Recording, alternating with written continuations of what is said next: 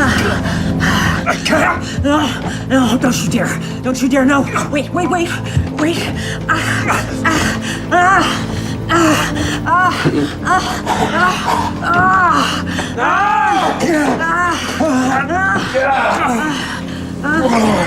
Jesus!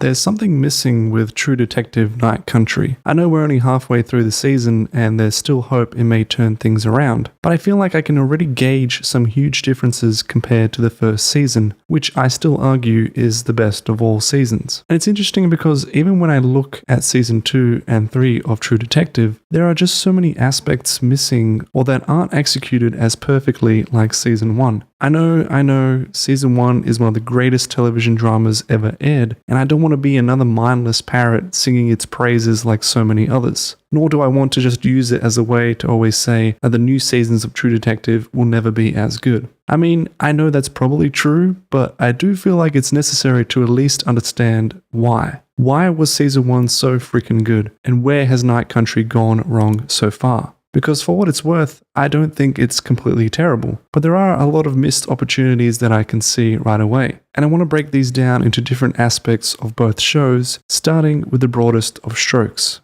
the themes. In my opinion, the themes from season 1 were an aspect that made it stand out from the rest. And when I think about what defines True Detective at its best, I think only of Rust Cohle, who was a big reason for the themes of the show. Rust himself provided us with several interesting, intelligent, and evocative philosophical ideas and arguments. These include discussions on human consciousness and reality, morality and justice, nihilism and pessimism, religion and ethics, corruption and decay, evolutionary biology, and the nature of good versus evil. Just through one character alone had there been so much interesting insight being revealed and discussed. Now compare this to the themes of Night Country. So far it seems really lacking because I can only think of 2 or 3. These are violence against women, the search for justice, and appreciating your cultural heritage. But those are really scraping the bottom of the barrel because they're only ever touched upon lightly, and it's this difference to me that makes me love season 1 way more because it felt like it had something more to say than just being a murder whodunit type of show. There was clearly thought put behind the philosophical questions and themes of the show that ultimately made it more intelligent. When I look at Night Country that doesn't have this, it feels like a lot of time is then wasted on filler dialogue or exposition. Which brings me to the next aspect, in character dialogue. A perfect example to compare this by with our 2 leads from both shows is when they have a discussion in the car, talking about the case or whatever is on their mind. In season 1, we have something like this. I think human consciousness was a tragic misstep in evolution. We became too self-aware. Nature created an aspect of nature separate from itself. We are creatures that should not exist by natural law. Well, that sounds god-fucking awful, Rust. We are things that labor under the illusion of having a self, this accretion of sensory experience and feeling. Programmed with total assurance that we are each somebody, when in fact everybody's nobody. I wouldn't go around spouting that shit I was you. People around here don't think that way. I don't think that way. I think the honorable thing for our species to do is deny our programming. Stop reproducing. Walk hand in hand into extinction. One last midnight, brothers and sisters opting out of a raw deal. But in Night Country, we get this. I'm listening. We're just not asking the right questions. We'll find it. Who's the one that believes in miracles? Fantasy football? Oh, Tinder. You're on Tinder? Yeah, I'm on Tinder. Who the fuck is on Tinder in Ennis? Fucking old Norman Naki and Hank Pryor? Oh, he's taken. Poor bitch. Yeah, I set my Tinder radius for Fairbanks. No, I take some personal trips. I don't fuck where I eat. You mean anymore? Fuck you. Compared to season 1, the dialogue just feels off and awkward. Like, what are they even talking about? It's not really growing the relationship of our 2 leads, nor is it actually inherently interesting to listen to. I know again that this comes down to Rust himself, but he really carries season 1 on his back because he is such a fascinating character to just listen to. He actually has something to say, and it's clearly reflected in the dialogue. Even later on in season 1, Marty has his own moments that too shed a light on how his character has some poignant reflections on life and what it means to see yourself get old. I was gonna play baseball, ride bulls. You know, you end up becoming something you never intended. I guess you never really even know why. Next is with the format itself, particularly with the use of interviews in season 1 versus what we see in Night Country that chooses not to include any so far. Now, I'm not saying you always have to include an interview format to make the show good, but the point of using them is to reveal how characters have changed over time, as well as to provide more insight to their thoughts, ideas, and state of mind. Unless you have ways of doing this through character dialogue or exposition, you're not going to be able to give us as much interesting information as an interview format can do. That's what season 1 was great at, because it employed the use of a nonlinear narrative that paired so well with the interview format to showcase how characters think and feel about past actions, often in times when they don't truly disclose what occurred in reality. And it's this juxtaposition that keeps things interesting. It also makes the aesthetic of the show feel more like a police procedural, where like the detectives interviewing Rust and Marty, you too are literally placed in their shoes of trying to figure out what happened to them in their past investigations, and in turn solve the mystery for yourself while being taken on a ride with them. In Night Country, we don't have any of this, and it's more of your stock standard police whodunit mystery, where you just watch and follow them wherever they go. Which leads me to the next aspect of story progression, or lack of it. With season 1, there was always something going on. We watched Rust and Marty constantly expanding the search, visiting different places, seeing new things and clues of evidence that in my view truly kept the ball rolling and stopped the show from ever feeling stale. By episode 2, we were already visiting a prostitution ranch, finding a church, and then in the next episode, learning more about the schools and putting APBs out on potential suspects. So much was going on narratively speaking that even if you didn't enjoy the character dialogues, at least you could see that things were happening and that the case was expanding. On this later note, I have to add that in season 1, the mystery also didn't stop with one murder. It grew wider, and by the end of episode 1, we were hooked into realizing that our characters didn't catch the right guy, and that there were so many more murders to solve. Night Country doesn't have any of this, or very little of it. It starts off with the murder of a big group of men, but doesn't really expand much in location, nor with other murders. We get inklings that one of the men related to the group becomes a suspect, and he has had a relationship with a victim from another case, but apart from that, we don't really know too much so far. Of course, there's still more season to come, but just to get to that point, 3 episodes have had to have passed, and we haven't even visited that many places to get there. Most of the time has been spent with characters talking either at home or at the police station, with the occasional interview with a witness here or there. I know it's Alaska and the setting could be limiting from either a budget point of view or a practical standpoint, but still, can't we be showing somewhere else in the town? Because compared to season 1, it doesn't feel like things are happening or going to places as fast as they should be. It just feels slow and missing something more. Which is also something to be said for the villain of Night Country, because at least in season 1, we were given an actual hidden figure to stand in as the villain, which also then expanded to other suspects who became entwined within the case. There were clearly different bad men to hunt down and chase, but in Night Country, there's practically no one. We don't know what kind of evil occurred, who enacted it, nor who could be involved apart from potentially someone close to the group, or someone else yet unnamed. There's really no sense of any bad guys to find.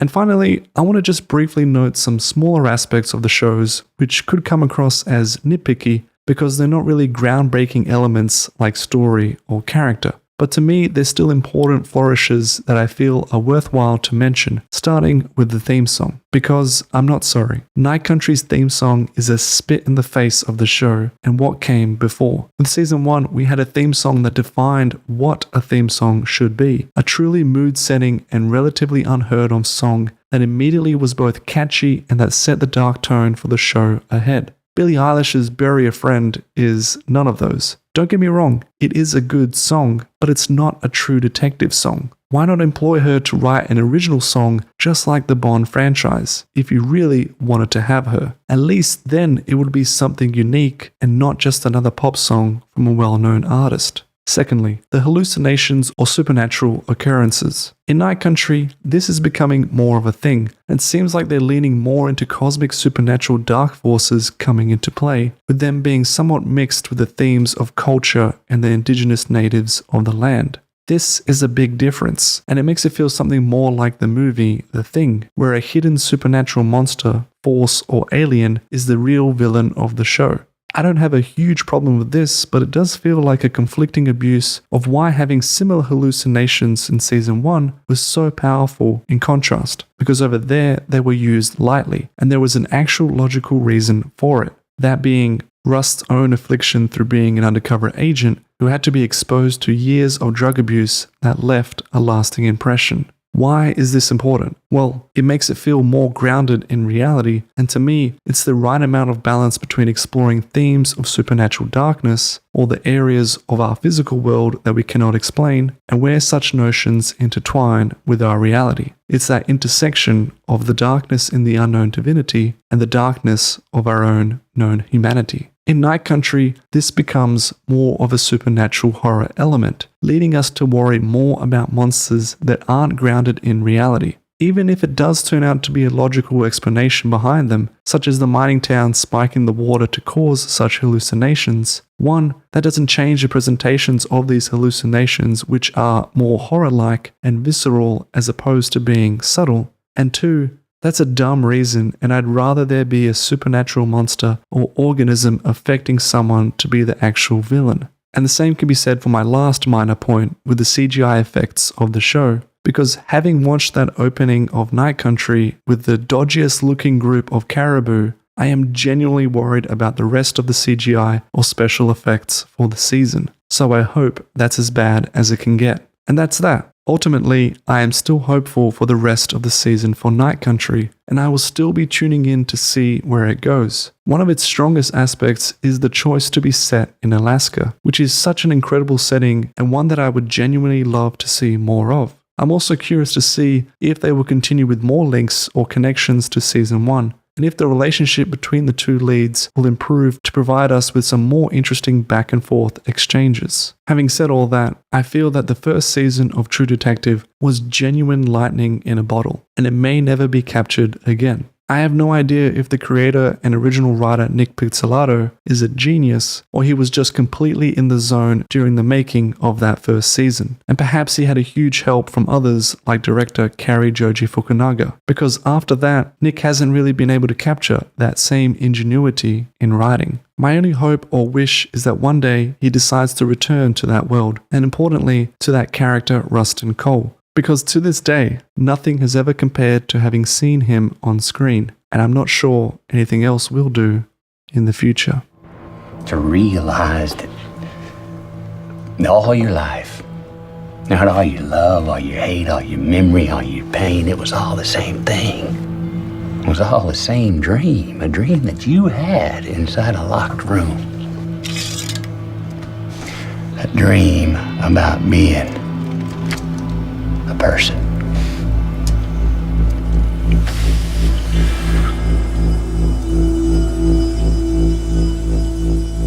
And like a lot of dreams,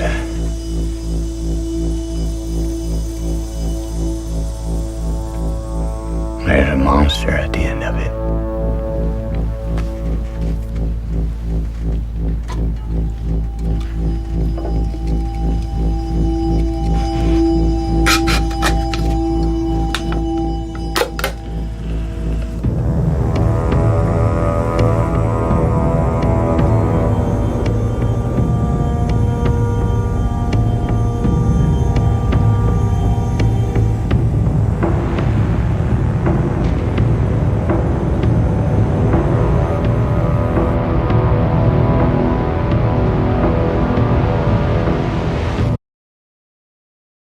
I mean, each season of True Detective has been phenomenal, but it's had its own very distinctive character.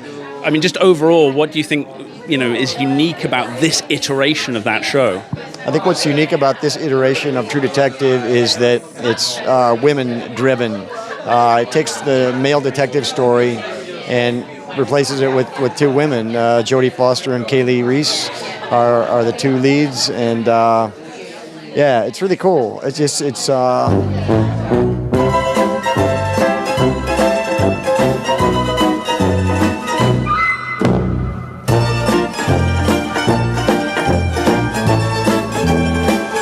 I couldn't believe it. When I got to episode 6, I just could not believe it.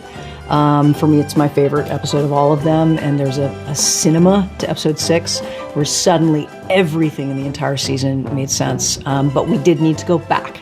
We need to go back and fix 5, 4, 3, and 2, and 1, because when you get to the end, you're like, oh, that's what I was going to say. Was it always going to be 2 females leading the series, or is that something? Because obviously we all know that the last 3 seasons were all guys. This one's, 2 females and 2, different, diverse backgrounds.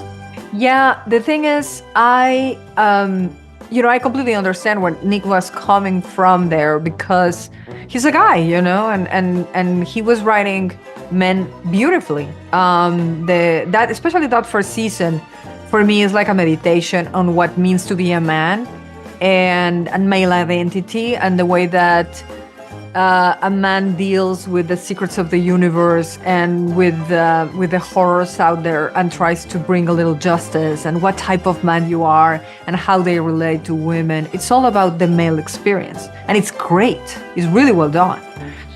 So, and we had seen it. We had seen it to 3 seasons. There's Rachel McAdams in the 2nd season, but she's only one of 3 characters. And if you look at the totality of the series, it's about guys. It's about men.